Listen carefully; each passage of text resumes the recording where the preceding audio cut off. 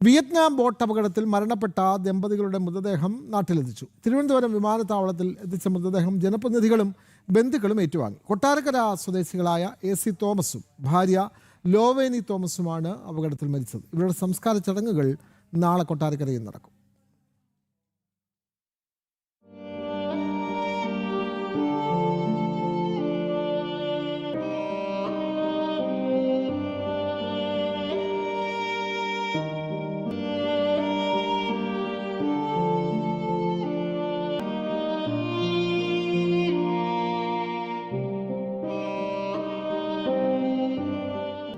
കഴിഞ്ഞ ശനിയാഴ്ച 32 ഭാരതീയരുമായി യാത്ര തിരിച്ച സ്പീഡ് ബോട്ട് വിയറ്റ്നാമിലെ ഫൂക്കോക്ക് ദ്വീപിൽ വെച്ചാണ് അപകടത്തിൽപ്പെട്ടത്.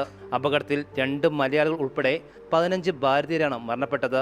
10 തമിഴ്നാട് സ്വദേശികളും 2 ആന്ധ്രാപ്രദേശ് സ്വദേശികളുടെയും ജീവൻ നഷ്ടമായി.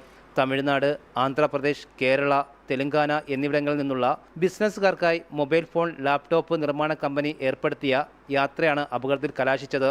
വിദേശകാര്യ മന്ത്രാലയത്തിന്റെ ശക്തമായ ഇടപെടലിനെ തുടർന്നാണ് മൃതദേഹം എത്രയും വേഗം നാട്ടിൽ എത്തിച്ചത്. അപകടത്തെക്കുറിച്ച് അന്വേഷണം നടത്താൻ വിയറ്റ്നാം സർക്കാർ ഉത്തരവിട്ടിട്ടുണ്ട്. അതേസമയം ഇവരുടെ സംസ്കാര ചടങ്ങുകൾ നാളെ നടക്കും.